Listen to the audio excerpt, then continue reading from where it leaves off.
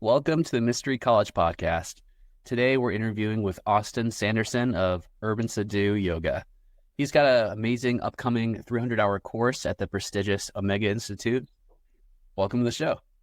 Thank you, Jake, and thank you for having me. I really appreciate it. Yeah, it's wonderful having you on.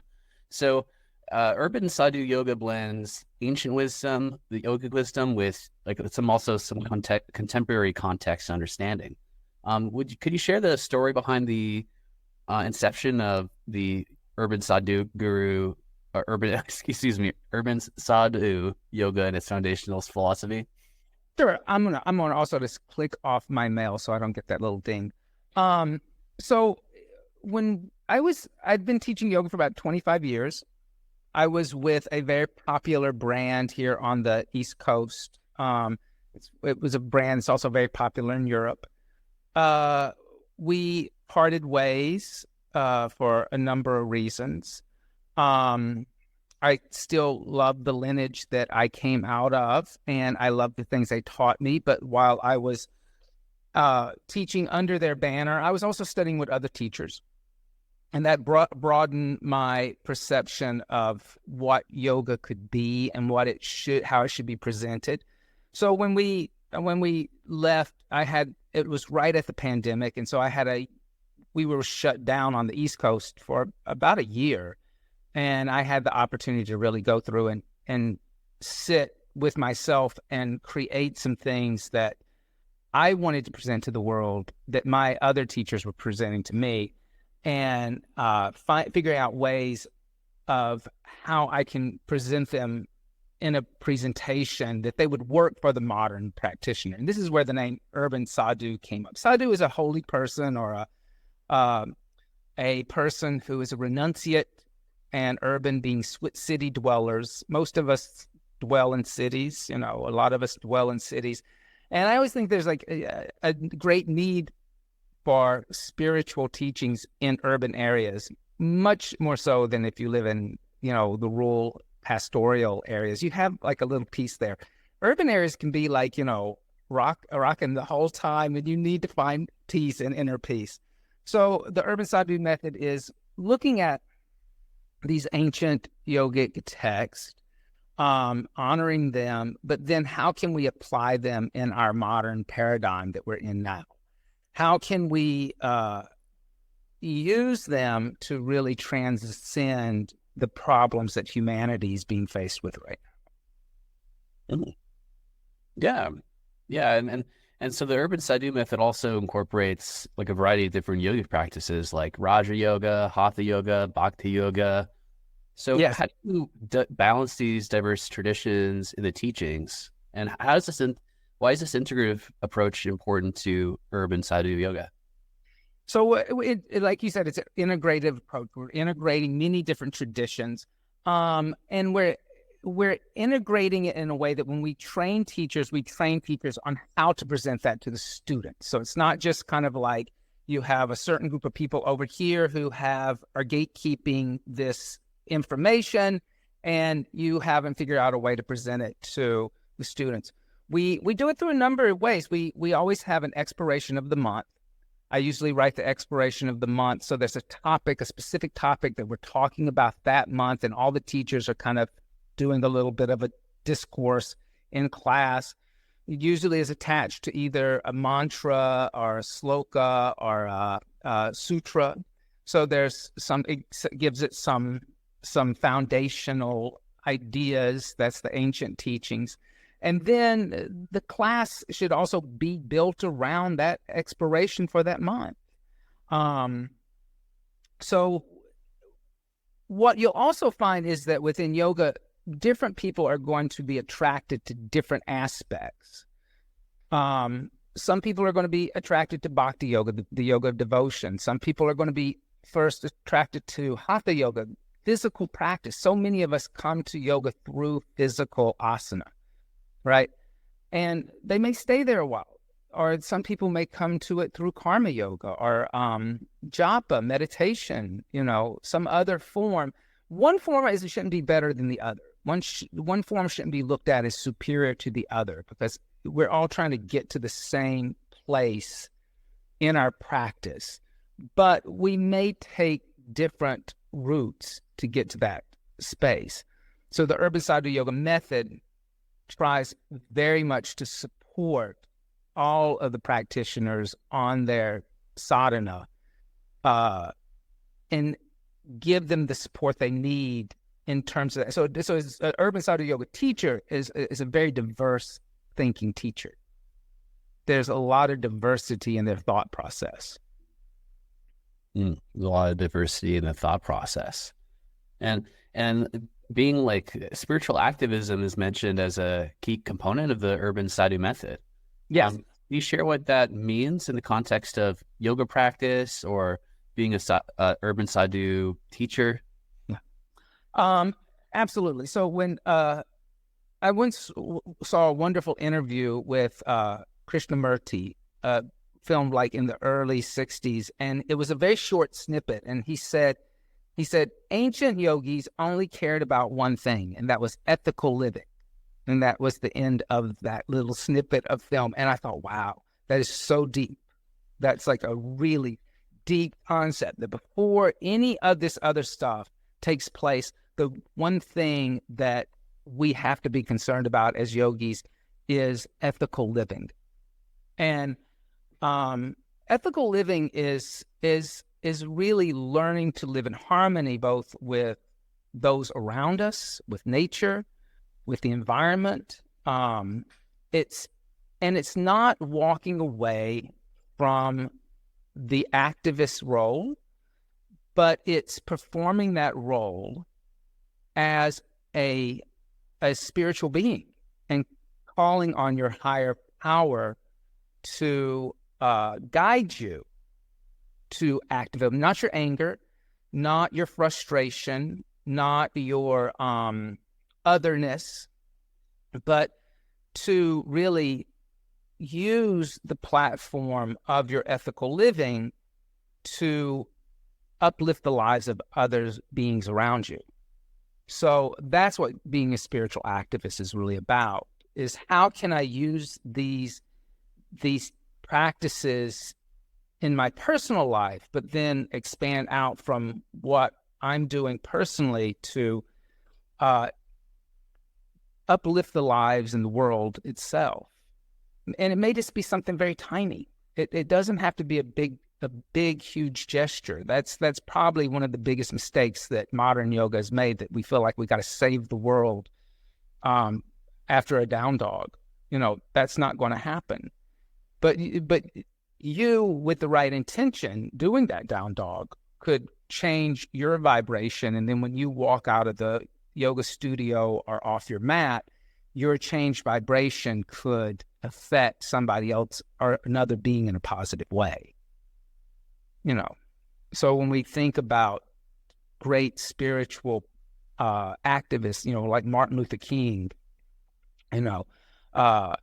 like Mahatma Gandhi, nonviolence, the ability to have discourse with those that you don't agree with, and still love them unconditionally, even though you disagree with them.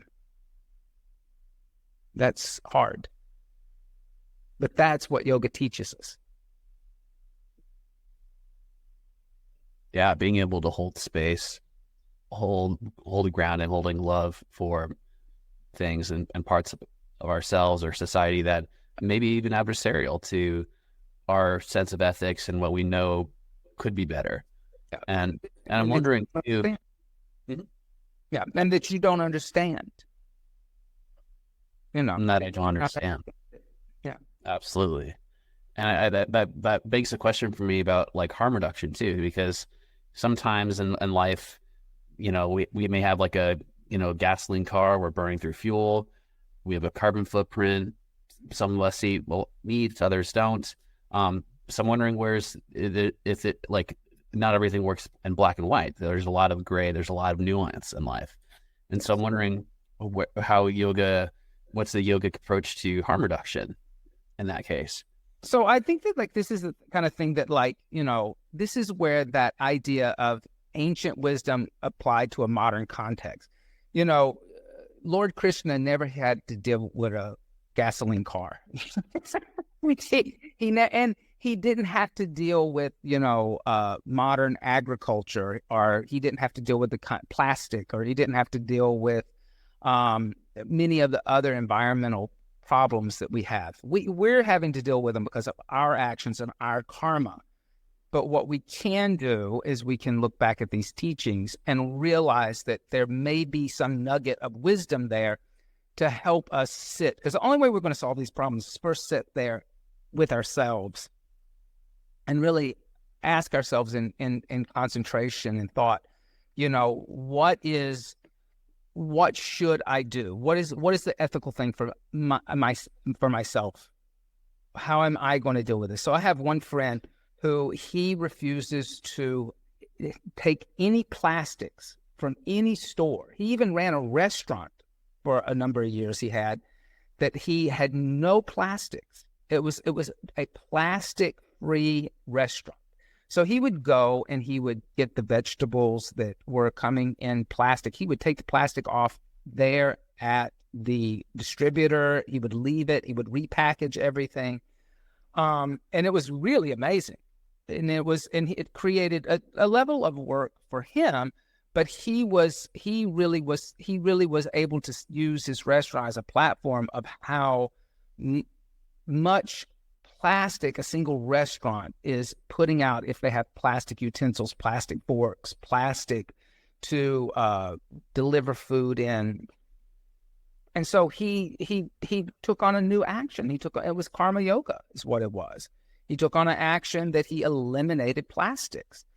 When you talk about the eating of meat, I do promote veganism within the Urban Sadhu Yoga method. Personally, I think that like looking at your diet and looking at what you're consuming as diet is the quickest way to become an activist. If I'm not financially supporting something that I disagree with, I'm protesting. So whether you're protesting the meat industry because of the cruelty to the animals, whether you are protesting because of the hormones that they're putting into meat, if you're protesting because of the steroids they're putting into milk, if you're protesting because of the quality control of it, whatever reason you're protesting, if you're still buying it, your protest is meaningless. So one of the easiest ways to start to really create a kind of ethical living in your own personal life, and this may be the small way, is to re-look at how you've been programmed to identify with food and rethink that and see that, one, you've had a system that's programmed you to consume food in a way that you're disconnected from it. You have no idea where it's grown, whether it's plant-based or animal-based, that you don't question what's in it, and that you actually you're so disconnected from it, you can't even figure out when it's killing you. So this is where yoga really taps into that ability. It's a word in yoga called swadhyaya. Swadhyaya is self-study. And when Patanjali uses the word swadhyaya, he's talking about studying of the soul or that little spark within you of divinity. But swadhyaya has to start on a grosser level, right? So let me study my actions, yamas and niyamas. That's what yamas and niyamas are. Let me study my gross actions. How am I affecting those around me? How am I affecting myself internally? Yamas and niyamas. So that's taking ancient wisdom and applying it in a modern context. And then realizing I'm not going to save the world, but I can change the way that I'm acting in the world, and that one action is going to have a cause and effect on other elements within the world. Because I'm one less person I'm not buying pork chops. I'm not buying milk. I'm not buying cheese. So that's one less person that's contributing to those industries that are really harming the environment, harming the animals, harming human health. And yeah, and that's beautiful, and I really appreciate that harm reductive approach. I see that is both empowering and contextualizes the complexity of the worlds, and allows us to take action in some sense, in some areas by inaction, by not supporting things economically or with our attention, and with other things just putting our money and our time and energy towards things that are accumulative, like having a vegetarian, vegan diet, things that are harm reductive, that lower the carbon footprint. That's awesome. And always remember that in yoga, an inaction is an action. That may be like a misconception within the West or American yoga specifically. A lot of times I won't use Western yoga because that includes places I don't live. But American yoga, a lot of times, the idea of inaction gets you off the hook. This isn't Quakerism. You don't get to be a conscious, I'm not going to involve myself in this like a Quaker. An inaction is an action in yoga. It is a choice that you have made, and it will have a rippling effect. Your inaction will have a rippling effect as much as your action. So that's important to know. That's a very deep point when we talk about action and karma in yoga. Yeah, that's a huge distinction to make, that inaction is equal to action in that sense. It causes a ripple and effect in so much as action does. Yeah. And that's awesome. That's awesome. And I wanted to bridge into the residential teacher training that you're doing. I mean, it's like a 300-hour residential teacher training, and it's at one of the most prestigious places you can hold a retreat, the Omega Institute. And from what I heard, this is like the first like long form 300-hour training that's been done since 2016. So this is like having like a yoga retreat at Carnegie Hall as a premiere, like when Carnegie Hall's not been performing for like 6-7 years. Like that's pretty amazing.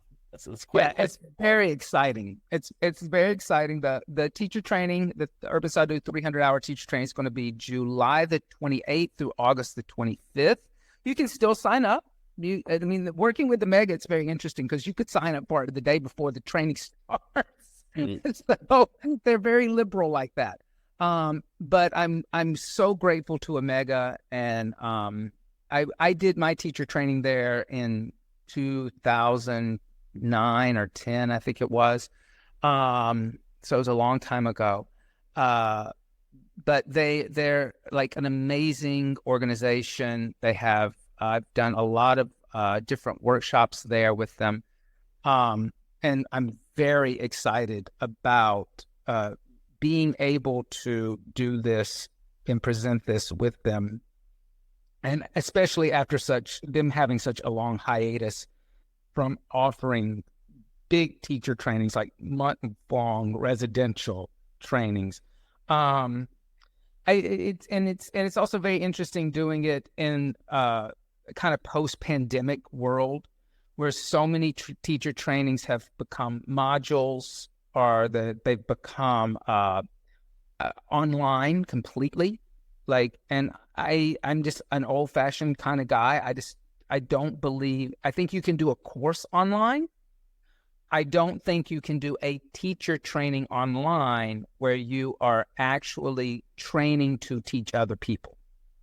And I think that's the distinction, And a lot of people will do a yoga teacher training as a course because they want to deepen their knowledge or their wisdom. And that should be taken into account. But if it's somebody who actually wants to stand in front of people, teach, interact with them one-on-one, learn to do anything from hands-on assist in a yoga class to sitting down and playing harmonium and singing a mantra and doing a Dharma talk and presenting in front of a live group of people in a classroom, that teacher training should be conducted in person, if that's what your goal is. So we do that. I before I became a yoga teacher, I was in the theater. It's like, it would be like, learning to act online. You can't do that. You have to be in the room with your acting teacher. You have to get feedback in real time. Absolutely. That feedback is so essential when holding space, when learning how to teach, when going through all these practices. And so what are some unique opportunities that are presented in the course you're providing, and also having it at the Omega Institute as a venue? So having it in the Omega Institute, it's going to give the students the opportunity to simply immerse themselves in yoga, nothing else. I mean, that's the beauty of it. They'll get to get up in the morning, be on the beautiful campus at Omega in Catskills, and come to yoga class, then do discourse and meditations and satsangs at night, and really just kind of be able to kind of put down their cell phones, put them away for a little while, and focus on the teachings of yoga. So that's just amazing, and that you will get a chance to do that and have that beautiful support system, great food, great housing, and like I said, a beautiful environment to do it in trees and forest, and the little deer walking up to you while you're going to the cafeteria. It's kind of amazing. It's kind of like a fairy tale when you go there. And then one of the things that, I think what you were asking me is one of the things that's very different about this teacher training that's unique is we really try to get the students to understand the different shastras and how those shastras differ from each other. And shastras is a manual. So we'll specifically study the Yoga Sutras of Patanjali. We'll specifically study the Bhagavad Gita. We'll specifically study Hatha Yoga Pradipika, and we'll also study the Shava Sutras. And all three of those four of those texts are either dualistic, non-dualistic text, or levels of dualism with some non-dualism, right? And so what does that mean in terms of, and this was something that was never really explained to me when I did a teacher training, that when you look at a dualistic text, it will imply certain things to spirituality that a non-dualistic text will not imply. A lot of times you will hear in American yoga the oneness of being, or we're all one, right? It's all this, we're all here together as one. But that's a very non-dualistic interpretation. And it would be true if you were studying from the Shava Sutras, which is the most non-dualistic text I've ever seen in my life. Everything is Shiva, and you are Shiva, and I am Shiva. And it's just our ignorance at this moment that we don't know that we're Shiva, and it will be revealed to us when the time is right. That's kind of the Shava Sutras in a quick nugget, that everything is Shiva. What you don't like is Shiva. What you like is Shiva. What you understand is Shiva. What you don't understand is Shiva. Maya is Shiva. Everything is Shiva. You just think it's not Shiva, right? But then you have Patanjali, who almost every yoga teacher training you can think of is going to talk about Patanjali and the Yoga Sutras of Patanjali. Patanjali is a dualist.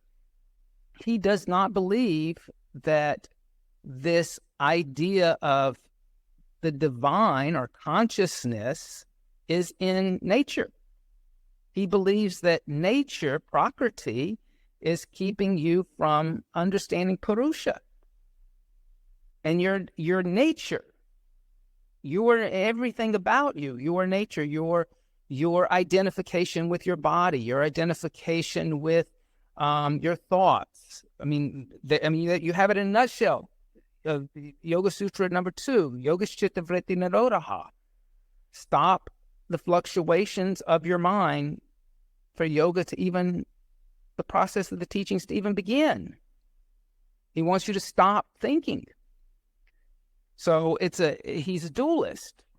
And so he would disagree with anybody who said, yoga, we're all one, we're all in this together. Patanjali would say, no, we're not. He would say, no, there is consciousness over there in its purest form, and it has nothing to do with your thoughts. And it's not, and that's where it divides, it moves away from Socrates and Plato, or in Christianity, Aquinas and Augustine, right? It moves away from because with those people, those sects, the Greeks and the Christians, thoughts and emotions are part of the soul, or part of consciousness, right? Part of spirit. Whereas for Patanjali, they're not part of spirit. They're part of prakriti, and they're keeping you from understanding Purusha. They're under this pure consciousness that sits in its own nature that is empty, right? That's dualism.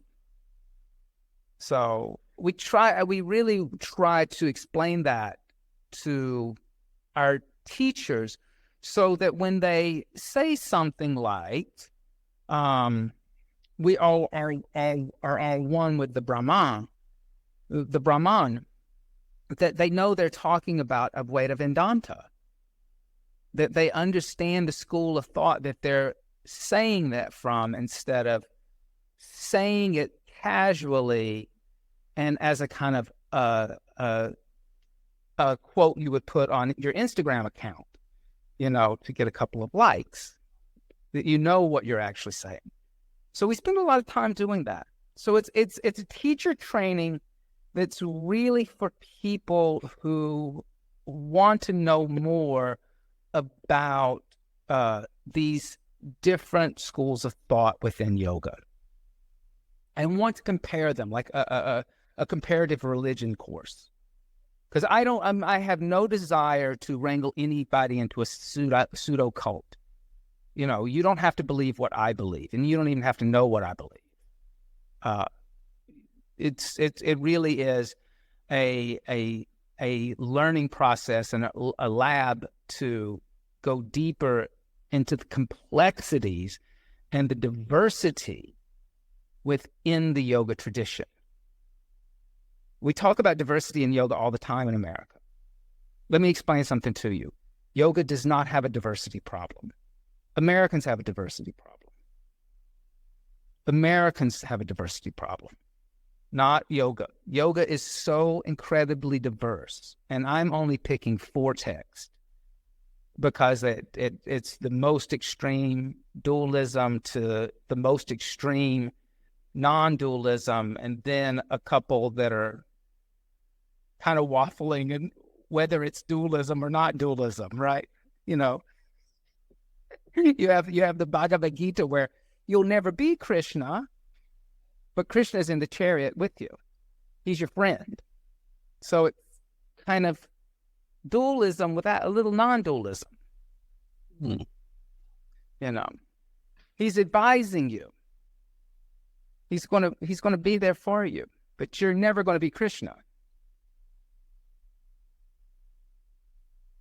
Yeah. I was going to ask you about the interplay between once students have more context for the duality tradition of Patanjali, and then also they get into the more the non-dual stuff, and then they interface with something like the Bhagavad Gita, and they have Arjuna and Krishna, this chariot, and all these things going on. Then they have more perceptions and ways to interplay with text, or understand different commentaries from different thought leaders, or become their own thought leader in that sense. And if you're reading a commentary where the person is a Buddhist practitioner, how are they going to color something like the Gita from a Buddhist perspective? And it happens. And this amount of wisdom teachings is so vast that it is going to be a lifetime studying it. If you really want to be a dedicated yoga teacher, you have to accept that you're going to become an internal student for the rest of your life. And I still study every week with my teacher. Every week I sit down with my teacher. And it's all Advaita Vedanta. He's a Advaita Vedanta teacher. But I have to do it because, and I need a teacher too, because the texts are so vast, that if you're just kind of trying to pick at it alone, you will pick up a book, you will read that book, and you will think that you're reading one of the Abrahamic traditions, and this must be the way it is. And you're right, it's not, because each commentary is going to be different depending on what school they're from. They're going to have a different approach and different interpretation on it. Yeah, absolutely. And developing the curriculum for the 300-hour yoga training, it seems like some of the core elements included these comparative aspects, going to these 4 different quadrants, these 4 extremes almost of, dualism or non-dualism, and a few areas in between. And then also, so what are some of the other core elements you felt are really imperative to include in this teacher training, and how they reflect the ethos of urban Sadhu yoga, the integral aspect? So one of the things we do is every evening there is a satsang, and that's for us to come together as community, right? And that's incredibly important. That if you're going to be on a spiritual path like this, that you need to have the support group of the community. And so it gives the students a little bit of an opportunity to have a conversation with each other and the facilitators, and look and bring in different ideas and concepts that are not these very historical bookish teachings, right? So we'll start to, we'll show a film, like I have a film, a really wonderful film on the life of Paramahamsa Yogananda, where we can really talk about, how did we in America end up in this place called yoga that we're at, Or we'll look at I do have a film, you asked about the spiritual activism. We have a film on spiritual activism alone it was done about 10 years ago, but it talks a lot about environmentalism, working with the indigenous people to save forest and land. But it will help people kind of really put into perspective what things like spiritual activism is in a contemporary context. Like how can we show you examples of other people doing this work and taking this work and putting it out there into the world in positive ways. Then another big aspect of this that I did not get in my teacher training, and I was lucky, like I said, I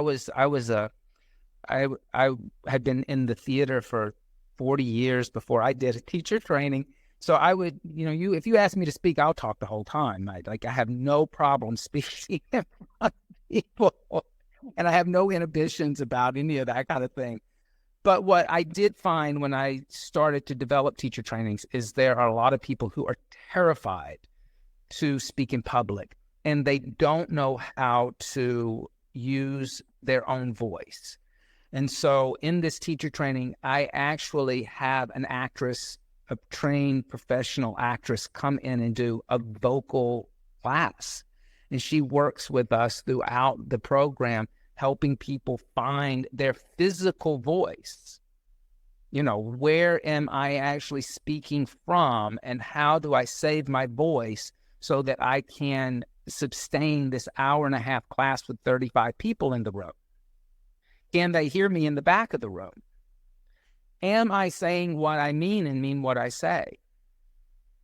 So there's a big chunk of time of teaching, small group teachings, where the students have to develop their own class, and then they have to teach it to each other within their small group. And we, as the facilitators, walk around and help them with their presentation of the class, so they can be a stronger, more dynamic teacher in the seat of the teacher. Yeah, that's wonderful. That what really popped out to me is when you were talking about you have this actress, colleague, friend, practitioner who comes in and shares and holds space for people, teaches them how to best utilize their voice or come into their voice, not only in tone, like in tenacity or and being able to, but also being able to articulate their truth. Is this resonating? Is this not resonating? And Yep. and to sustain a strong, firm, authentic, aligned voice during a hour or 2 hour yoga class. That's super powerful, and that's something that will definitely translate into every other faculty in their life. And also, We'll take it anywhere. Anywhere. You can take it into anything you do. I love that. That's really integral. And also it kind of made me think about talking more about like fostering a sense of community, like, having all these like-minded individuals or kindred spirits, being able to foster community, make lifelong friends, companionship.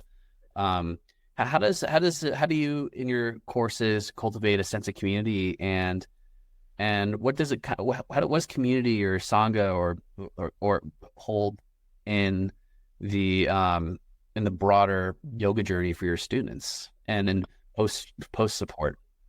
Well, so this is probably where things are.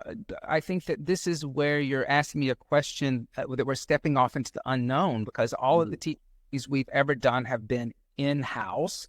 They've been within, where the main studio is here in Jersey City. We're literally underneath the Holland Tunnel in Jersey City from New York City. So we're really New York City, just in another state.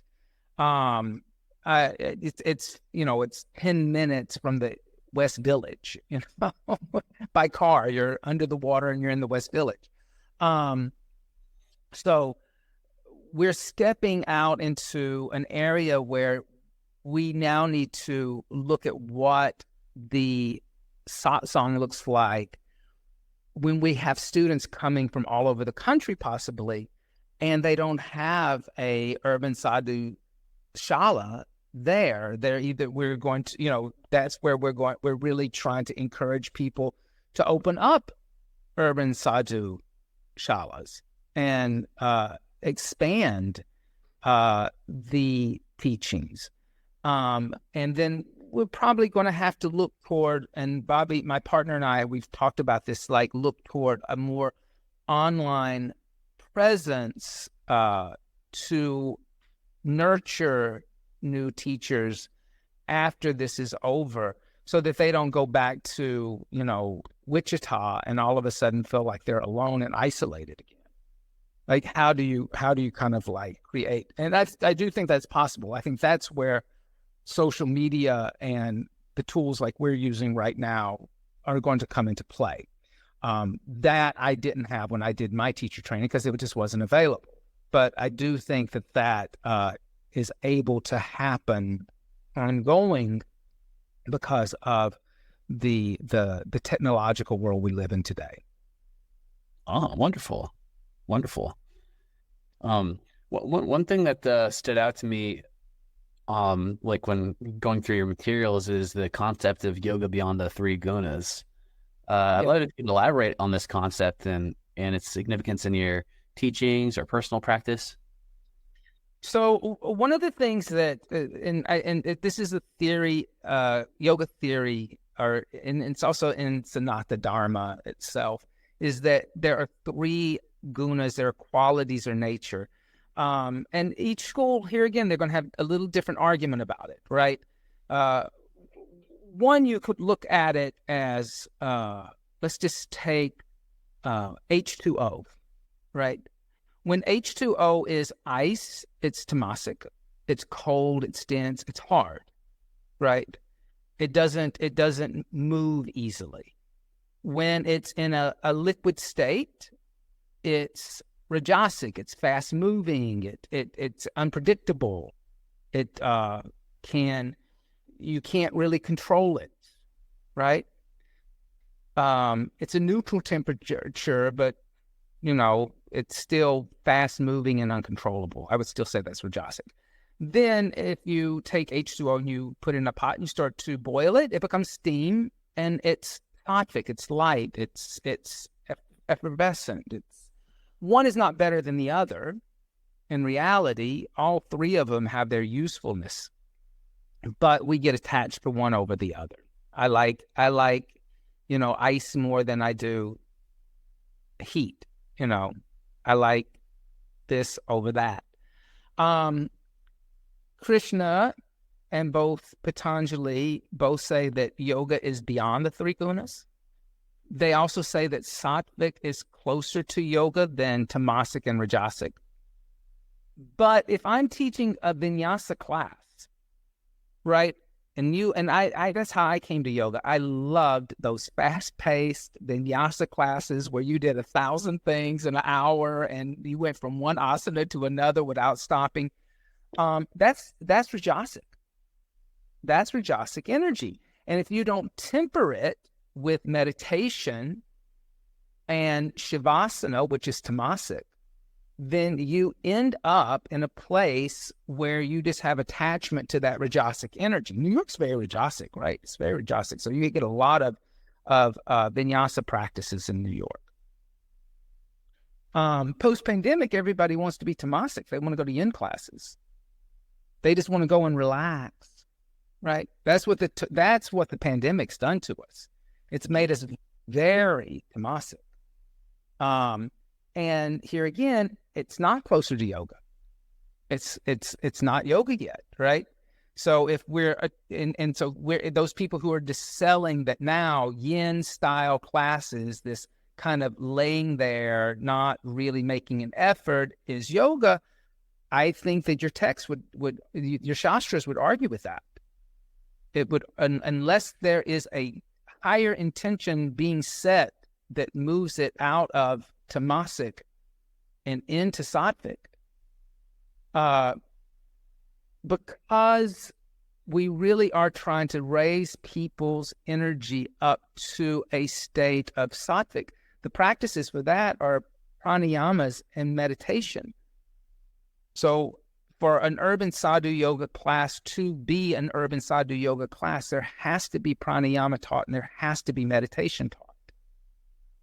So it's just one of the 15 offerings that has to be presented to the students. Because if you walk away and you don't offer them a quality meditation time, then you've just taught a fitness class. Mm-hmm. Mm-hmm. And if you did not talk about pranayama, if you avoided telling them how to breathe technically, because pranayama is technical at first. At first, it's technical. You got to teach them how to breathe. Then you've missed out on a great opportunity. And even Patanjali in the 8-limb system, yamas, niyamas, asana, pranayama. You have to teach pranayama. Krishna in the Bhagavad Gita, he tells you, you got to practice controlling your breath. Arjuna, you can't hyperventilate here on the battlefield. He says it. Then, you have Hatha Yoga Pradipika.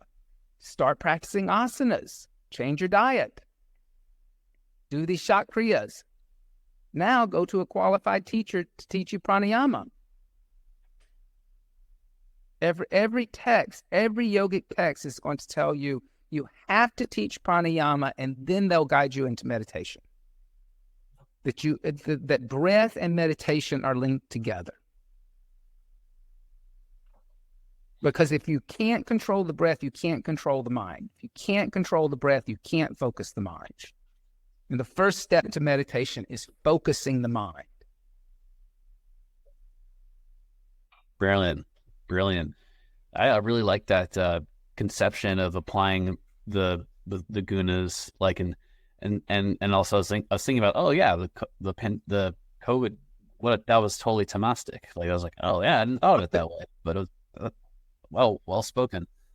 It's totally the pandemic has released in Pandora's box the tamasic energy that like we've never seen before. And tamasic energy is very powerful energy. It doesn't look powerful, but it's incredibly powerful. And out of the three, depending if you read one of those texts where they're going to try to put one before the other and give them ranking, and there are some texts that will try to do that, tamasic energy is always at the bottom. Because at least with rajasic, it's passionate about something. It's got a little bit of fire. So the austerity practice can at least be you can start to imply that you have to start to take that fire and turn it into your austerity practice. But tamasic, you can't get it to move. You can't get it to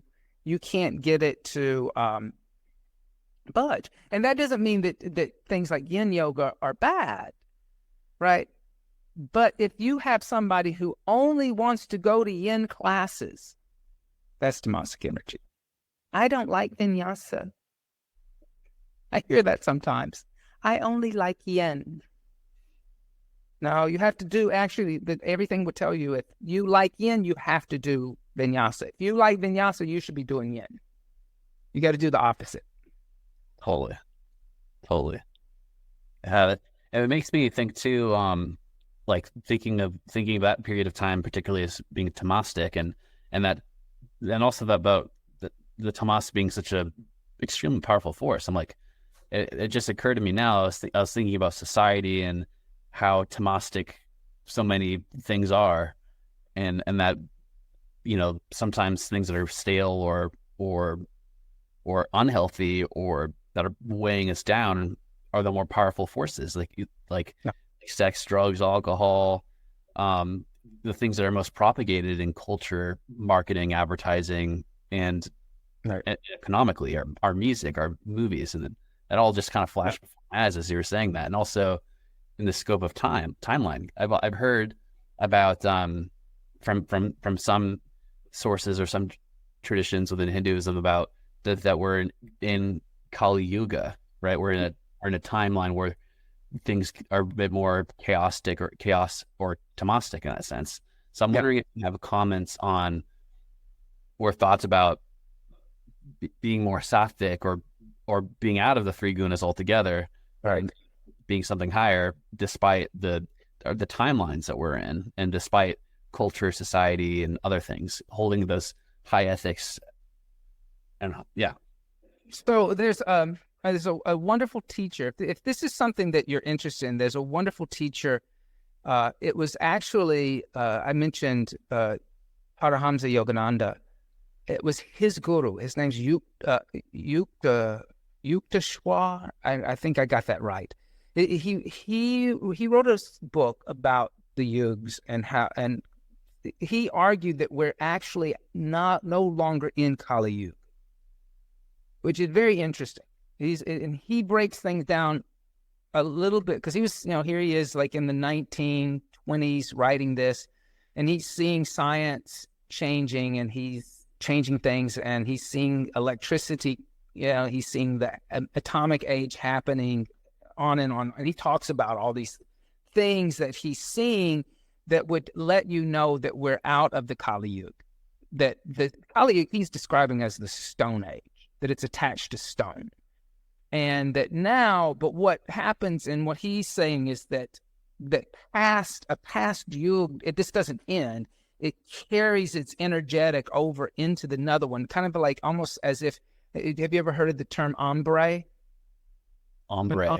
A color, like you think of a sky going from blue to white without a line, right? So that the color is ombreing into the next color.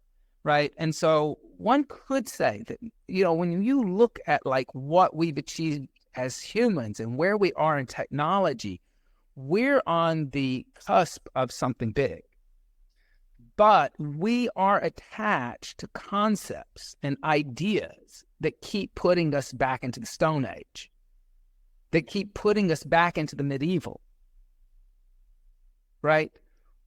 When we have technology and science that is giving us answers and we reject it, that's Tamasic. That's Tamasic. When you talk about the Tamasic energy of modern society, there's Tamasic. Brilliant. When you have science that is telling you you are destroying the planet that you depend on, and you deny it. You go back and start talking about kind of, religious ideas, or that it must be, you make up things to avoid the reality. That's Tamasic. And that's the battle between the ending of the Kali Yuga and this new thing that we're on the cusp of experiencing, that we're about to go into a space that, and that doesn't mean it doesn't have its challenges. AI has its challenges. All these things has its challenges, but the things that I have seen, and you and I have seen in our lifetime, the changes that we've seen in our lifetime, our great-grandparents would have never experienced them. They would have seen two changes. They would have seen two shifts in their reality. My grandparents got a radio, and then they got a television. Past that, they didn't see any changes. In my lifetime, I saw the radio, the television, the satellite, the iPhone, now I can get on this thing and I can talk to somebody in India like that on the other side of the world, or in China. And I can have the computer,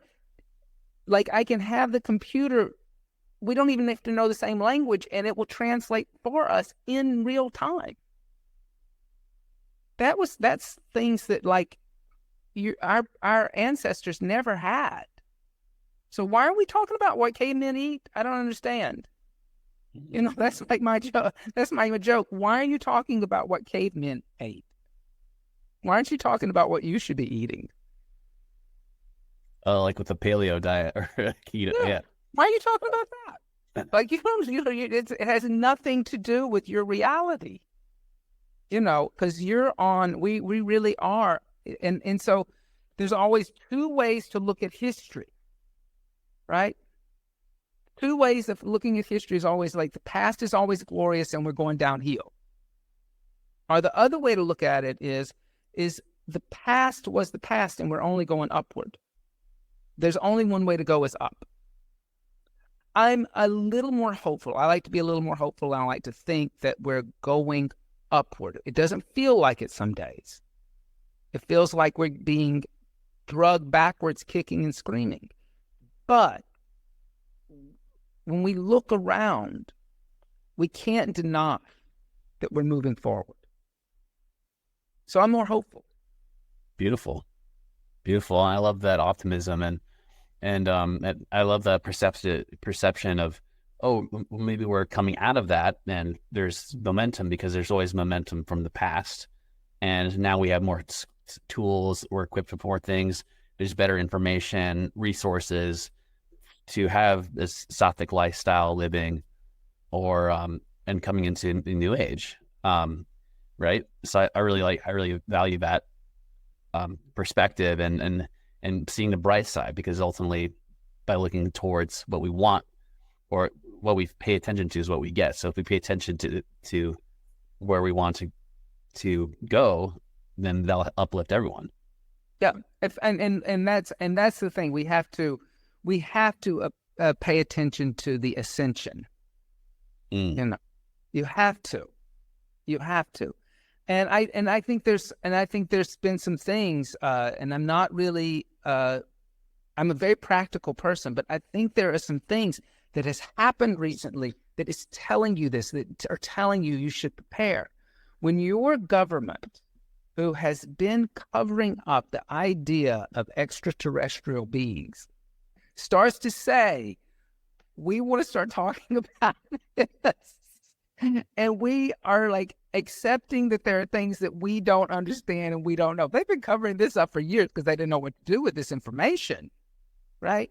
And now you have them like open, the same people who were in part of your cover-up, they are now open to at least acknowledging.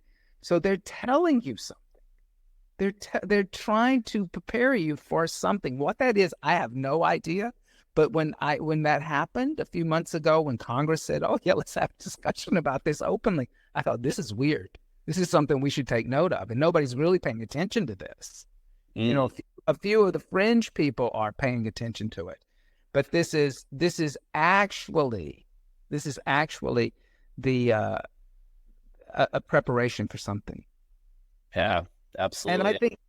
And I think we're going to find some of these, and we're going to have some of these wisdom teachings that these sages have been teaching for thousands of years be revealed soon. I really believe that in our lifetime. Yeah, and I'm excited for that. And I think going through like a residential training with you would be like a perfect way for people to be able to tune in and pay attention to ascension. I love how that rhymes too. I don't know if you saw like my YouTube shorts, but actually I had a clip of a UFO that I saw from my dash cam when I was driving with my wife the other day. Oh, really? To San Diego. Yeah. And just clear as day, we saw it pop up out of the sky. And just a few moments before, like, hey, you remember when we saw like a UFO here about a month ago? And I was like, yeah, we did. And then 10 seconds later, I kid you not, like straight out of the sky, you can see an orb pop up in the video. And I can't wait to look at it. Yeah. In real life, it was amazing. It was really colorful. It looked maybe 5 or 6 times bigger than it pops up on the dash cam, because, you know, like on a dash cam, it only can take in about that much light, but right. Whereas our eyes take in so much more light, so we can see the full colors. But I mean, yeah, I thought that was coincidental you brought that up. I just saw that last night and caught on my dash cam of all things. Well, see, that's the thing. See, that's technology changing everything, right? Changing everything. The things that we couldn't explain, we're now catching on camera. You know, and then you deny it. You still deny it. You're looking at it. You're seeing it. You know, you're seeing. Like when I tell people, you know, one of the reasons why you have to like start thinking about your diet is you're seeing animals being filmed trying to escape the slaughterhouse. They know are being upset when their children are being taken away from them in dairy farms or whatever. Like they're reacting to this. You know, you're seeing people filming animals trying to get humans to help them. Like you just, you know, when I was a kid, you know, a dog was a dog. Dog was a dog. That was your dog. Mm-hmm. Now, people are more conscious and aware of the subtleties that dog has. You know, so why wouldn't a cow have it? Why wouldn't a chicken have it? Why wouldn't a pig have it? Yeah, or why wouldn't another human have that, or why wouldn't another human have another human being? You know, right? Exactly. Yeah, and that's totally true. Like we're more sensitive than other collectively to these different things, and there's some growing pains of that. But overall the upwards curve is really positive. Yeah. Yeah. So I'm very positive, even though right now, like I said, I feel like we all feel like we're in a downward spiral, especially in an election year. There we go. Especially. Yeah, that's one of those things for U.S. citizens where we feel a tug and pull on us. Oh my God. You have the whole world talking about it. It's not just U.S. citizens. The whole world is terrified. All you have to do is look at what people are saying on social media. They're all terrified. Yeah. And so you definitely managed to create like a yoga method and a practice that's both deeply rooted in like tradition, but also really relevant to modern urban life. So, so what challenges have you faced in maintaining this balance, and how have you and your students overcome? Maintaining that balance personally. Let's start with that. Personally, running a business, you are running a business. I don't care what business it is. And yoga is, there's the business, there's yoga, and then there's the business of yoga. And once you open up a brick and mortar studio, that is a yoga business. And it has the same needs as if I was selling, slacks and t-shirts. It needs employees, it needs revenue to keep it open. It has to pay the rent, it has to pay the electricity. So personally, the challenge is to not let what I have to do as a business owner consume my practice. While in some ways running the business does become my practice, I have to maintain my personal sadhana. And that becomes a challenge. And I think that's a challenge for anybody who wants to become a yoga teacher. That if you are a yoga practitioner now, and if you want to teach yoga, then don't allow teaching yoga to ruin or eliminate your personal sadhana. You have to have your practice, whether that continues to be a strong asana practice. I still practice asana, and I really have to make sure that I get that in, because that's the easiest thing to kind of say, oh, I got to do this, I'm not going to go to class. I need to go to, when I do that with other teachers leading the class. I try not to let myself get into a tamasic energy where I'm doing my self-practice at home. It's not the same. So I go to other teachers to be teachers. Then I think for the challenges with the students is and the student population is telling them and reminding them that it's okay to tell your boss that you're going to be gone for an hour and 35 minutes, that you're not available, that you are doing your yoga sadhana, that you've gone to class. I have this one student, very sweet, very, very sweet woman who Indian. She's here from India, and her family's here.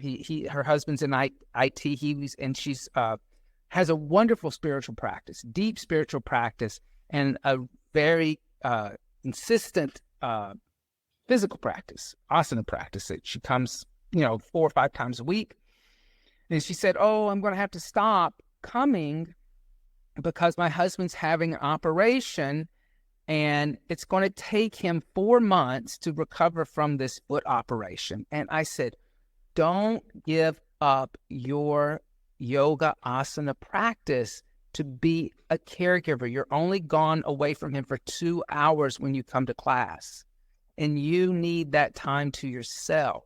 I know you want to take care of him. I know you want to be there for him if he needs like a glass of water or needs to get to the bathroom. But for you to be a healthy caregiver, you have to have your own space. You have to have your own sense of self." And she kind of looked at me. She said, "I'll think about it," because she knew I was right. it wasn't an absolute no. She's like, I hear you. I understand what you're saying. So I think it's the hardest thing is to remind people today in the modern world that we live in, that's so fast, that everything's happening, that they have all these obligations, to remind yourself that you also, just like I have to remind myself, that you have to take the time for your practice or you won't have a practice. Mm-hmm. You have to take that time for yourself. Otherwise, you won't have a practice. You won't have it. You'll think about it. You'll, I wish I could have, would have, should have. You have to do it. Mm.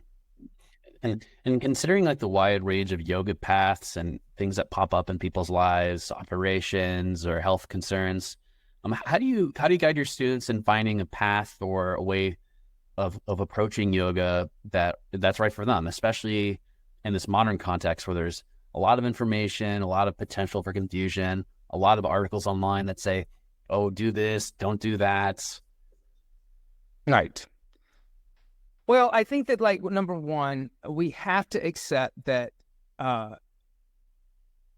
most Americans who are introduced to yoga come to yoga through yoga asana. I was lucky that the first yoga asana class I took, it was a spiritual tradition. It wasn't just a gym yoga. It was at a gym, but it was just not with a teacher who did that. There was like a little chanting in the gym, and there was a little like talking about like higher intention and why you were here, and was it really about touching your toes? And I was like, this is interesting.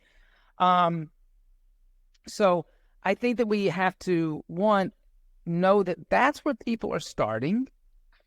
Know that the process for yoga, and accept the process of yoga, could take lifetimes. Right. So, and yoga asana is a starting point, both in Hatha Yoga Pradipika and the Shava Sutras. Right. Shava Sutras say, if you're a beginner, please go to yoga asana. And if you start a Hatha Yoga practice, it starts with asana but ends with Raja Yoga, meditation and reunification with the self. Right, which is in Hatha Yoga Pradipika is Shiva. So it's okay that that's what they start, but the ones that kind of get it as a sadhana, they're going to stick with it. The ones that are treating asana as a workout and a fitness class or a bar class, they are going to be the ones that it will get to the point where it doesn't matter if they go to the bar class or they go to yoga. It doesn't matter. It doesn't matter to them. And then when dealing with injuries, if you have a teacher that, like you said, that is like what we're doing here, which is an integrated form of yoga that has already introduced you to meditation, introduced you to the study of shastras and text and jnana yoga, the yoga of knowledge, karma yoga, then if there's some kind of thing going on, you'll just supplement one of those other yoga traditions for the physical practice until you recover. And your physical practice is going to change. My practice is not what it was when I first went to a yoga class. I'm almost 60 years old now. I started yoga when I was 43 years old. It's different. The body's different. And I think that's also one of the things that yoga will help you embrace. I'm not the body. I'm not the mind. The body's going to change. The mind's going to change. I'm stepping away from that identification and becoming the witness to it. So it's okay if it changes. It's okay. It's okay if you never master a handstand in this life.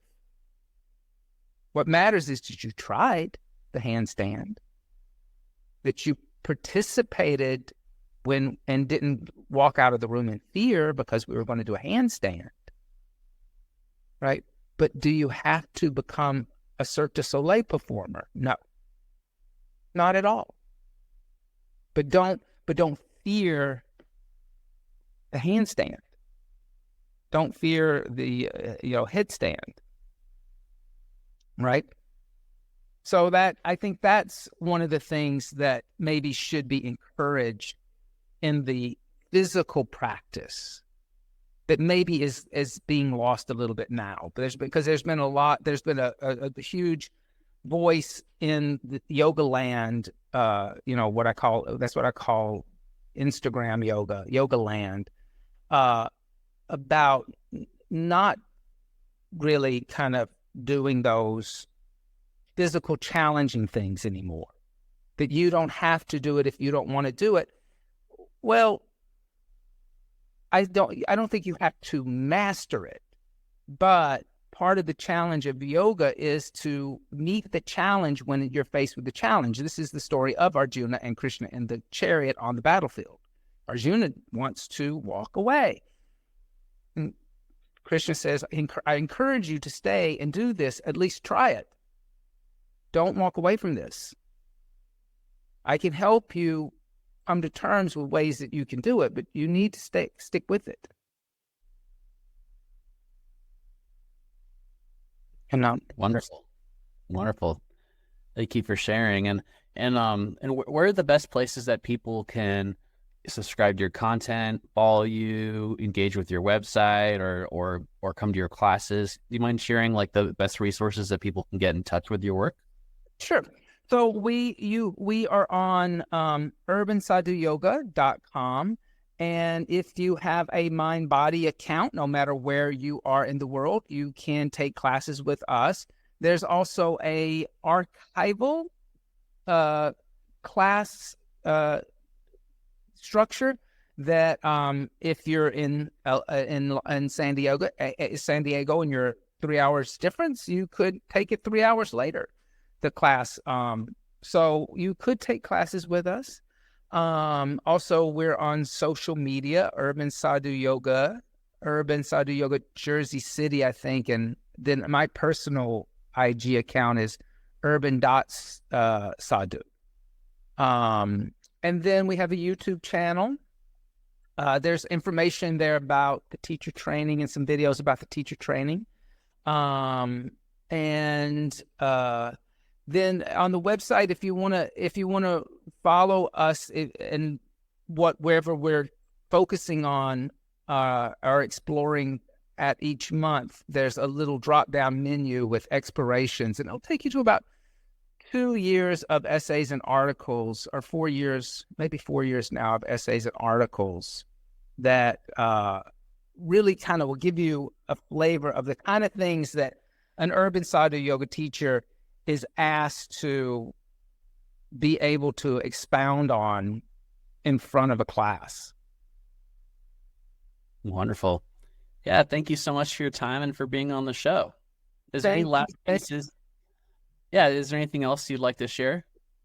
And if you are wanting more information about the Urban Sadhu Yoga Teacher Training at Omega, drop us a line, and you can also go to their online website, eomega.org.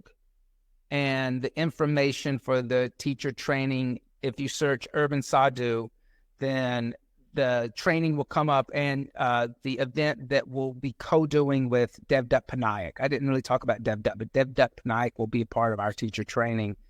And so you also get to go to his event, Mythology Toolbox, how mythology and storytelling can end conflict and trauma. Beautiful. That's really exciting too. That's going to be a really great compliment to the work, the practice. Yeah. Beautiful. Thank you so much for your time. Thank you, Jake, and have a good night. And I will hopefully talk to you soon. All right. Talk soon.